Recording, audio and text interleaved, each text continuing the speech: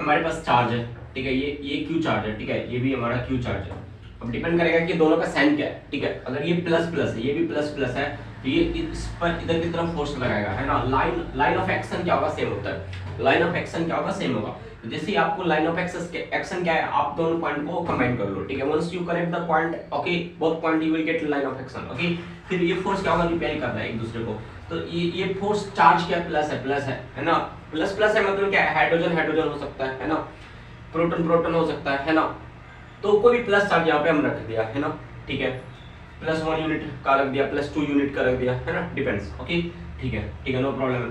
तो ये क्या हो, रिपल्सन हो रहा है, यहाँ पर फोर्स ऑफ रिपल्सन हो रहा है, ठीक है। अब हमारे दिमाग में आएगा sir sir sir sir sir sir sir sir आप चालाक हो, आप सिर्फ प्लस प्लस को रख रहे हो, सिर्फ माइनस माइनस को रखो तो क्या होगा, ठीक है, no problem my child, no problem. अगर तुम माइनस माइनस को भी रखोगे ना, तो भी तुम्हारा क्या होगा, रिपल्सन ही होगा, तो भी तुम्हारा क्या होगा, रिपल्सन ही होगा। यहाँ से क्या आता है, हमारा लॉ बनता है, same nature of charge. Same nature of charge क्या करता है, रिपेल करता है एक दूसरे को। सेम नेचर क्या करता है, एक दूसरे को रिपेल करता है ना, एक दूसरे को रिपेल करता है। जिस सेम नेचर जो होगा ना, सेम नेचर जो होगा ना वो एक दूसरे को रिपेल करता है ना, एक दूसरे से दूर भागता है, ठीक है। क्लियर है, ये हो गया, क्लियर है, ठीक है। अब हम चाहते हैं कि ये रिपेल ना हो, ये अट्रैक्शन हो, ये एक दूसरे के पास है। तो ये कब होगा, जब हम क्या करेंगे, अपोजिट चार्ज लेंगे। अच्छा सर, मतलब कि यहाँ पर +q चार्ज ले लो, यहाँ पर -q चार्ज ले लो, ठीक है सर, नो प्रॉब्लम सर। और यहाँ पर क्या लो सर, यहाँ पर -q ले लो, यहाँ पर +q ले लो, ठीक है, clear. This is the basic फंडा, okay, of the physics, okay, of the electrostatics, okay, electrostatics, electron is static, there is no motion in electron, okay। तो electrostatics का मतलब क्या होता है, electrostatics का मतलब क्या होता है, electro का मतलब है इलेक्ट्रॉन एंड statics का मतलब क्या होगा, रुका हुआ है ना, रुका हुआ, स्टेशनरी है, क्लियर है। तो अपन चार्ज के पास क्या हो रहा है, कोई मोशन नहीं है, चार्ज के पास क्या है, कोई मोशन नहीं है। अपन ने चार्ज को जहां पे रख दिया वहां पर रखा हुआ है, ठीक है। ये सब बातें हो चुकी थी, इतनी बातें हो चुकी थी। Like charges repel each other, unlike charges attract each other, like charges repel each other, unlike charges attract, okay, each other. ये बातें हुई। इसके बाद फिजिक्स में एंट्री होती है कूलम्ब सर की। कूलम्ब सर क्या आता है कि देखो अगर दो चार्ज तुम रख रहे हो ना, अगर किसी भी डिस्टेंस r पर, तो इसके बीच जो फोर्स होगा ना, चाहे वो फोर्स का नेचर अट्रैक्शन हो, चाहे फोर्स का नेचर रिपल्सिव हो, लिसन व्हाट आई से, फोर्स का नेचर चाहे अट्रैक्टिव हो और चाहे फोर्स का नेचर क्या हो, रिपल्सिव हो, दोनों का मैग्नीट्यूड क्या होगा, सेम होगा। तो अपन को वरी नहीं होना है तो सर यहाँ पे अट्रैक्टिव फोर्स है तो यहाँ पर कोई कुछ और लगेगा, यहाँ पर रिपल्सिव है तो कुछ और करना नहीं, दोनों जगह पे सेम थिंग करना है, जो कूलम्ब सर ने बता के गया। कूलम्ब सर ने क्या कहा कि जो फोर्स होगा ना इस दोनों चार्ज के कारण, फोर्स जो होगा ना वो directly proportional to product of charge होगा। तो मैं कन्वीनियंस के लिए लिख देता हूँ, ये Q1 है और ये Q2 है, ठीक है, ये proportional product of Q1 Q2, जैसे कि अपन ने ग्रेविटेशन में किया था। लेकिन अभी मैं ग्रेविटेशन की बात यहाँ पे नहीं करता हूँ, इसको सेपरेट प्योरिटी के फॉर्म में करो ताकि तुम्हें कंफ्यूजन ना हो, ठीक है, क्लियर। फिर कूलम्ब सर ने कहा कि इसके बीच का जो डिस्टेंस है ना, ये डिस्टेंस जितना बढ़ता जाएगा फोर्स जो होगा ना उतना कम होता जाएगा, ये डिस्टेंस जितना बढ़ता जाएगा फोर्स उतना कम होता जाएगा, और ये डिस्टेंस जितना कम आता जितना कम होगा, जितना है ना कम होगा, स्मॉल होगा, ये इफेक्टिव फोर्स की इफेक्टिव वैल्यू उतना स्ट्रांग होता जाएगा। अच्छा सर, इसका मतलब सर न्यूक्लियस के अंदर फोर्स की मैग्नीट्यूड जो होगी, इलेक्ट्रोस्टैटिक फोर्स की मैग्नीट्यूड काफी ज्यादा होगी, ऑब्वियसली काफी ज्यादा होगी, क्योंकि प्लस प्लस चार्ज वहां पर न्यूक्लियस के अंदर काफी क्लोज है, क्लियर है। फिर वो फिर टूट क्यों नहीं जाता, विस्फोट क्यों नहीं होता है ना, विस्फोट होता है ना, न्यूक्लियस का विस्फोट करते हैं ना तभी तो हमारी एनर्जी रिलीज होती है। बट नॉर्मली लाइट न्यूक्लियस में विस्फोट क्यों नहीं हो रहा है, क्योंकि बाइंडिंग एनर्जी से वो बाइंडेड है, क्लियर है। उसी को जब हम ब्रेक करते हैं तो वही बाइंडिंग एनर्जी हमारा रिलीज होता है, यहां तक क्लियर है। ओ सर, आपने तो मॉडर्न फिजिक्स की बात करी, आपने पहला फिजिक्स का डे 1 स्टार्ट करा था, ओके, पहला इलेक्ट्रोस्टैटिक्स, और आप एंड कर दिए फिजिक्स का मॉडर्न फिजिक्स। मतलब कि पूरा फिजिक्स का जो पोर्शन है हमारा, शुरुआत कहां से हुआ, एक चार्ज से किया, शुरुआत हमारी कहां से हुई, एक चार्ज को हमने देखा समझा, चार्ज के बीच कैसे हो रहा है, क्या है फोर्स, ऑल दिस व्हाटएवर, और एंड में जाकर के हमने उसको तोड़ दिया, और हमने जब देखा तोड़ा उसको, तो बहुत ही abundant amount of energy release हुआ, abundant amount of energy release हुआ at the end okay, going through so many process, so many chapters, so many topics, so many concept, okay. So उस एनर्जी का फिर हमने क्या किया, उसका हम कंस्ट्रक्टिव इस्तेमाल भी किया और डिस्ट्रक्टिव इस्तेमाल भी किया, उसका हम कंस्ट्रक्टिव इस्तेमाल भी किया, डिस्ट्रक्टिव इस्तेमाल भी किया। कंस्ट्रक्टिव इस्तेमाल क्या किया हमने, न्यूक्लियर पावर प्लांट एस्टेब्लिश किया, वहां पर हमने इलेक्ट्रिसिटी जनरेट किया और सो मेनी न्यूक्लियर पावर हमने एस्टेब्लिश किया, जिसका हम डिफरेंट पर्पस के लिए हमने यूज करना स्टार्ट किया इंजीनियरिंग के क्षेत्र में। दूसरा हमने डिस्ट्रक्टिव क्या यूज किया, हमने बम बनाना सीखा इस कॉन्सेप्ट का यूज करके, और हम जब किसी पर अटैक करते हैं तो हम within nanosecond millisecond हम बहुत बड़े एरिया को डिस्ट्रैक्ट कर सकते हैं, डिस्ट्रॉय कर सकते हैं। ठीक है, ठीक है, क्लियर है। तो यहां से हमारे पास फोर्स हो गया, हमारे पास प्रोपोर्शनल ऑफ Q1 Q2, और उस सर कूलम सर ने कहा सर कूलम्स लॉ इसको कहते हैं। कूलम सर ने कहा सर कि ये जो होगा ना फोर्स वो प्रोपोर्शनल ऑफ स्क्वायर, जैसे कि ग्रेविटेशन में अपन ने क्या था, square of inverse square law को फॉलो करता है। फिर हमने इस दोनों को कंबाइन कर दिया, तो यहाँ पर हमारे पास आ गया force is proportional to Q1 Q2 by R square. Clear clear clear clear. अब जब हम साइन ऑफ प्रोपोर्शनलिटी को रिमूव किया, यहाँ पर फोर्स इक्वल टू आ गया 1/4 pi epsilon not Q1 Q2 by R square. Clear clear. यहाँ पर where epsilon naught is what sir? Epsilon naught is permittivity of the medium। ये हमारा ये किसकी प्रॉपर्टीज है, मीडियम की प्रॉपर्टीज है। एप्सिलॉन नॉट किसकी प्रॉपर्टीज है सर, मीडियम की प्रॉपर्टीज है। So epsilon not is permittivity, okay. यहाँ पर एप्सिलॉन नॉट हम यूज किया, तो यहाँ पर हम स्पेस यूज कर रहे हैं, रेफरेंस के लिए हम स्पेस यूज कर रहे हैं, तो परमिटिविटी ऑफ स्पेस, और हम स्पेस को एयर भी कंसीडर कर लेते हैं सम ऑफ द टाइम। ठीक है। सो अच्छा सर, तो परमिटिविटी ऑफ मीडियम क्या होगा अगर हमने किसी मीडियम में डाल दिया?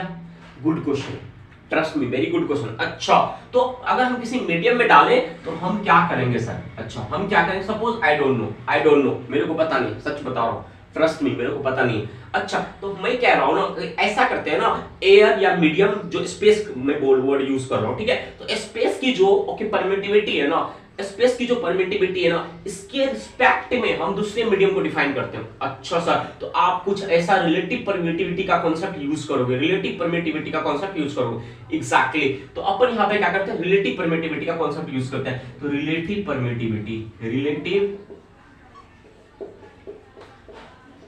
परमिटिविटी अच्छा, सो रिलेटिव परमिटिविटी सर इसको रिप्रेजेंट कैसे करोगे? तो एप्सिलॉन आर से रिप्रेजेंट कर दो, एप्सिलॉन आर से रिप्रेजेंट कर दो। सो एप्सिलॉन आर इक्वल टू क्या करोगे? पहले किसका लिखोगे? Epsilon of medium divided by epsilon of space. Space के रिस्पेक्ट में मीडियम कितना कॉम्प्लेक्स है, कॉम्प्लिकेटेड है, कितना times, 1 times 2 times 3 times like that. Clear clear. तो सर इसको मिटा दो सर, ठीक है, मिटा दो, ठीक है। तो सर यहां से मतलब सर हम डायरेक्टली लिख सकते हैं ना सर, यहां से यूज करके epsilon r of epsilon naught. Genius, if you understood this logic, genius, you are genius. अच्छा, तो sir can we now generalize this formula? Can we generalize this formula? हाँ, you can generalize. So what is formula now, sir? F equals to sir 1/4 pi epsilon naught epsilon r। और ये sir है ना sir, इसको और better way लिखो, और better way में लिखो 1/4 pi epsilon of medium, okay, Q1 Q2 by r square। अच्छा सर, मजा आ गया सर, मजा आ गया सर, समझ के। Okay, no problem my child. 1/4 pi epsilon m को हम क्या कहते हैं? Epsilon r epsilon not Q1 Q2 by r square। Oh sir, you are genius sir. No, I am not. Listen sir, क्या ये वेक्टर फॉर्म में आपने force को लिख रखा अभी? यहाँ पर तो सर आपने फोर्स पर f डायरेक्शन फोर्स बता रहे हो, इधर तो डायरेक्शन दिखा रहे हो, आप चीटिंग कर रहे हो सर, ये गलत है। अच्छा, मैंने बोला ठीक है गलत है, तो एक काम करता हूँ, डू वन थिंग, यहाँ पर मैं यूनिट वेक्टर लगा देता हूँ, r कैप। अच्छा सर, आप अच्छा से खेल रहे हो सर। यूनिट वेक्टर की मैग्नीट्यूड 1 होती है सर, और आप डायरेक्शन यहां से पकड़ रहे हो सर। अगर मेरे को यूनिट वेक्टर में नहीं रखना हो, मेरी मर्जी, तो अगर क्वेश्चन यूनिट वेक्टर के टर्म्स में नहीं पूछा, कुछ और पूछ रहा है, तो हम कैसे खेलेंगे? मैं क्या करूंगा, वेक्टर का यूज करके यूनिट वेक्टर को नॉर्मल पोजीशन वेक्टर के टर्म्स में लिख लो। ओ सर, ठीक है, तो इसको क्या लिख लोगे? F equals to sir 1/4 pi epsilon naught Q1 Q2 by r square। r cap को क्या लिखो sir? Vector r divided by mod of r। Oh sir, yes sir, मैंने ये फॉर्मूला देखा है कहीं बुक में लिखा रहता है ना? हाँ हाँ हाँ, अरे यहाँ पर आया ऐसे, एग्जैक्टली तो इसको अगर मैं अब क्या करूं, असेंबल करूं फाइनली, तो फाइनली हमारा रिलेशन कूलम्स लॉ का क्या बनता है, F इक्वल्स टू 1/4 पाई ए, मैं यहाँ पे एप्सिलॉन नॉट लिख दिया हूँ, ठीक है, तो मैं अब इसको ये लिख देता हूँ, ठीक है, epsilon r epsilon naught epsilon r epsilon not Q1 Q2 by r square. Okay, अब देखो ये आर स्क्वायर को मैं क्या कर रहा हूं, ये इस आर को इधर लाता हूं, r cube, so vector r cube vector of r. Oh sir, you are genius, you are genius. अच्छा सर, एक बात खेलना सिखाओ मेरे को, एक बात मेरे को खेलना सिखाओ, क्या यहां से आप यहां पे आ सकते हो? एग्जैक्टली आ सकते हैं ना, क्यों नहीं आ सकते बताओ, क्यों नहीं आ सकते? ऐसा तुम क्यों सोच रहे हो कि हम वहां पर नहीं जा सकते हैं? Let's do. ओ सर, मतलब कि F equals to 1/4 pi epsilon r epsilon naught. Okay okay sir, Q1 Q2 divided by sir एक बात बताओ, लिसन सर, आपने कहा r कैप क्या होता है ना sir, vector r divided by mod of r। Oh sir, so can I write vector r from here sir? Exactly sir, so what to write sir, vector r equal to sir r vector का mod r of cap. Sir ऐसा करो ना sir, मेरे को समझ नहीं आ रहा है, मेरे को सिंपल देसी भाषा में बताओ, नॉर्मल भाषा में बताओ, जैसे कि हमें समझ में आ जाए और हम क्वेश्चन भी कर ले, हमारा आंसर भी निकल जाए और ज्यादा दिमाग पर प्रेशर भी ना पड़े। ओ ठीक है, कोई प्रॉब्लम नहीं my student. So r vector equal to sir r into r cap लिख दूं, कोई दिक्कत? नो प्रॉब्लम, लिख लो। अच्छा सर, अब मैं क्या करता हूं, इसको इस इक्वेशन में पुट कर दूं, ठीक है, तो इसको जब इक्वेशन पुट किया Q1 Q2 divided by r cube into r cap, r